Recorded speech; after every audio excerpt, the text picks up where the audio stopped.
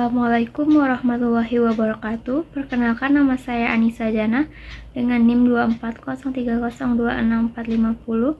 Video ini dibuat untuk memenuhi tugas mata kuliah analisis perancangan sistem informasi dengan dosen pengampunya Joko Risanto MKom. Saya berasal dari Manajemen Informatika, jurusan Ilmu Komputer di Universitas Riau. Pada video ini, saya akan menjelaskan sebuah studi kasus mengenai pengaduan sampah berbasis digital. Sistem ini dirancang untuk membantu masyarakat dalam melaporkan penumpukan sampah secara lebih cepat, mudah, dan struktur.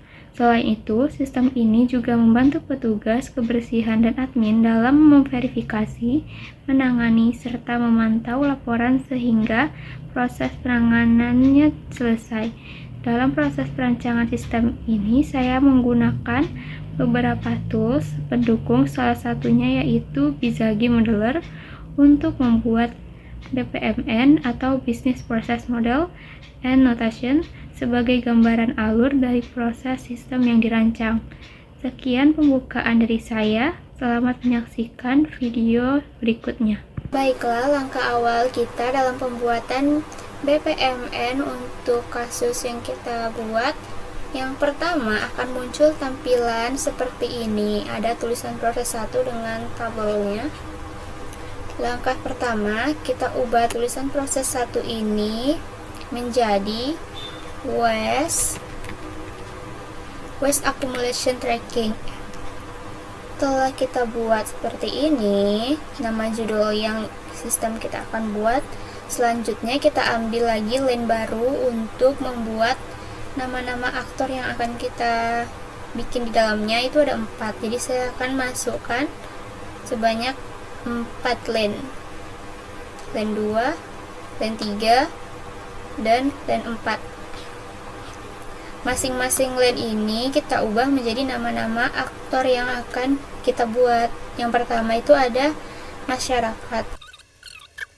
Masyarakat ada juga namanya itu admin. Setelah admin ada petugas sistem. Setelah petugas sistem kita ada yang terakhir petugas kebersihan. Pada BPMN ini kita mulai dari aktor masyarakat. Dari aktor masyarakat ini kita pilih start eventnya, klik 2 kali, lalu kita masukkan ke dalam masyarakatnya. Setelah itu, masyarakat dapat mengirimkan sebuah pengaduan lokasi penumpukan sampah melalui sistemnya. Maka kita pilihlah, di sini ada non tag, user tag, service tag, tapi kita akan memilih user tag karena aktivitas tersebut dilakukan manusia lewat sistem. Jadi kita pilih user text, lalu kita buat di sini informasi yang akan kita isi di dalamnya. Misalnya itu masyarakat dapat mengirimkan pengaduan penumpukan sampah. Nah, karena ini tulisannya kurang nampak, kita perbesar aja.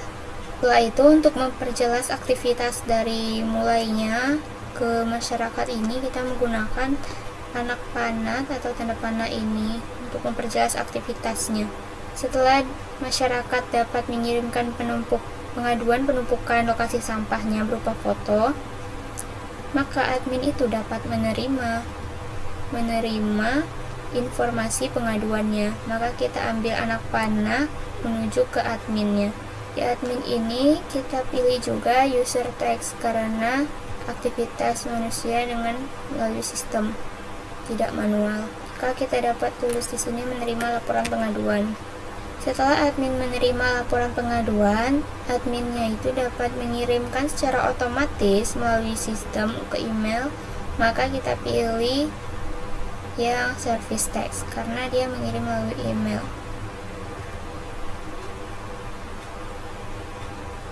Di dalamnya itu kita tulis tugasnya. Adminnya itu dapat memverifikasi laporan ini terlebih dahulu. Untuk memperjelas arahnya, kita menggunakan anak panah kembali. Ini kita perbesar dulu karena sistem yang kita buat itu akan sangat panjang. Setelah kita lebarkan, kita pilih logo gateway ini atau gerbangnya untuk menunjukkan iya atau tidaknya tentang laporan ini, apakah laporannya itu benar atau enggak. Untuk memperjelasnya, kita menggunakan anak panah kembali. Setelah itu, kita gunakan anak panah mengarah ke atas, dan juga kita buat anak panah untuk mengarah ke bawah. Ini buat untuk kita pilih apakah laporannya itu benar. Jika benar, maka dia akan langsung eksekusi petugas sistem ke bawah.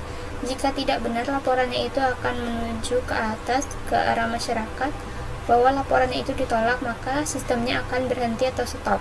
Maka kita tulis di sini tidak.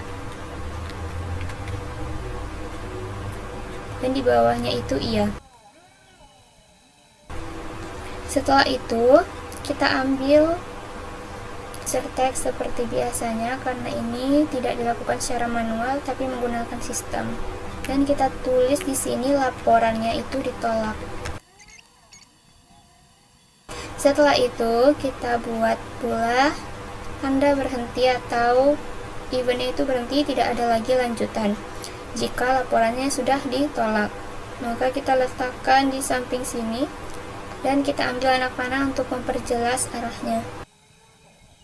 Maka, jika laporan sudah ditolak, maka sistemnya akan berhenti di situ saja, tidak ada lanjutannya lagi. Namun, jika laporannya ini diterima, maka kita akan ambil user text lagi dan buat isinya itu menerima laporan. Setelah itu, kita buat pula eksekusi selanjutnya. Kita menggunakan user text untuk petugasnya ini dapat melakukan penetapan level dari penumpukan sampahnya itu. Untuk memperjelas, kita menggunakan anak panahnya. Setelah itu, kita pilih lagi gateway atau gerbang untuk memilih apakah sampahnya itu harus diangkut atau enggak. Ini kita perbesar kembali, lalu kita memperjelaskannya lagi menggunakan anak panah. Setelah itu, kita ambil lagi untuk anak panah ke atas yang mengarahkan ke pemberhentian sistemnya. Setelah itu, kita berikan tulisan di sini tidak, atau dia itu tidak perlu diangkut. Lalu yang kedua, kita buat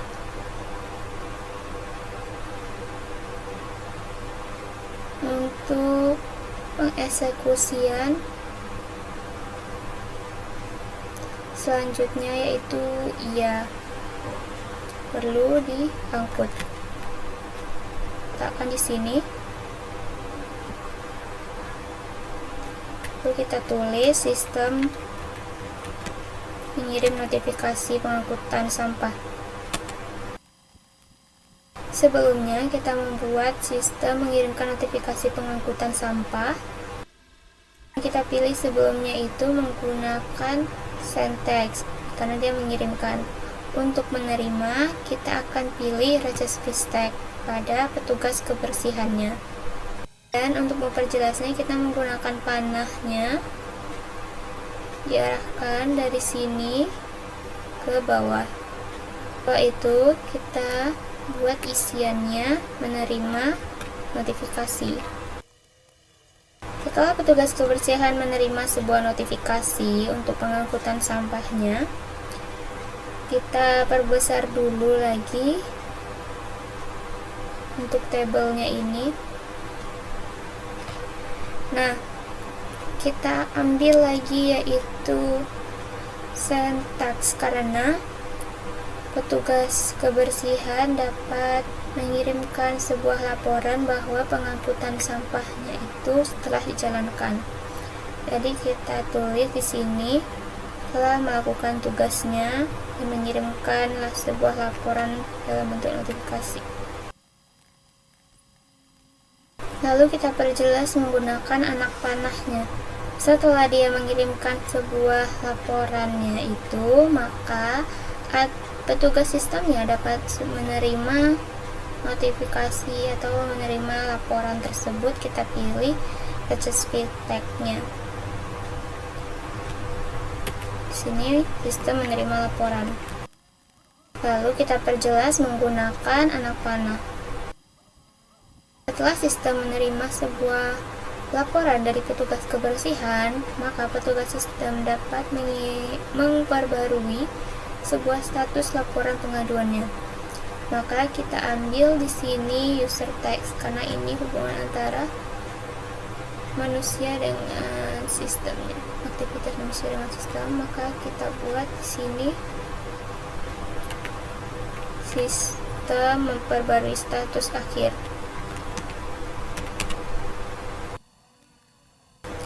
Selanjutnya kita ambil anak panah untuk memperjelaskan alur.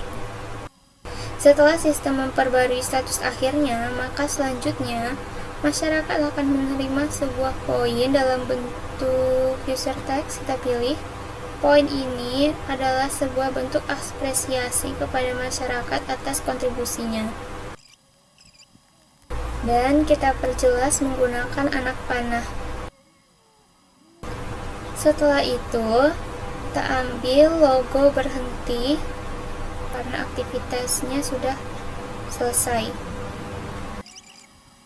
Nah, selanjutnya kita ambil ini sebagai penyimpanan datanya.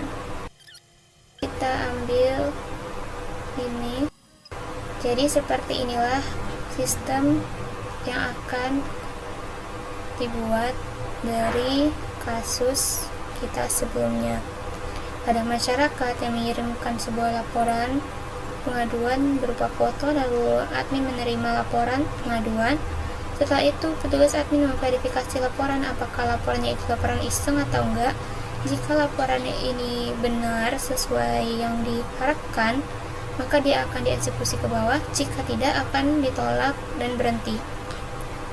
Dan petugas sistem saat menerima laporan pengaduan, petugasnya dapat melakukan penetapan levelnya, apakah berbahaya atau tidak.